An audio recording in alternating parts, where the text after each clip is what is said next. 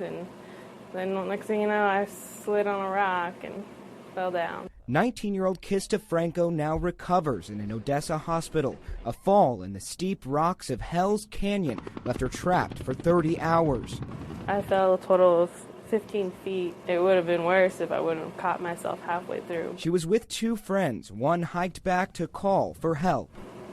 If he wouldn't have called, I wouldn't be here.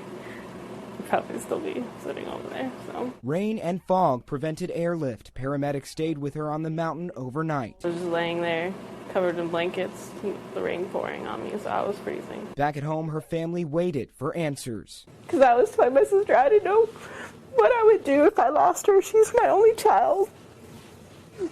She means the world to me. And back in Hell's Canyon, it was hard, and I kept thinking about my mom, thinking about, and then next thing you know, I slid on a rock and fell down. 19-year-old Kista Franco now recovers in an Odessa hospital. A fall in the steep rocks of Hell's Canyon left her trapped for 30 hours. I fell a total of 15 feet. It would have been worse if I wouldn't have caught myself halfway through. She was with two friends. One hiked back to call for help. If he wouldn't have called, I wouldn't be here. I'd probably still be sitting over there. So Rain and fog prevented airlift. Paramedics stayed with her on the mountain overnight. I was just laying there, covered in blankets, the rain pouring on me, so I was freezing. Back at home, her family waited for answers. Because I was telling my sister I didn't know what I would do if I lost her. She's my only child. She means the world to me.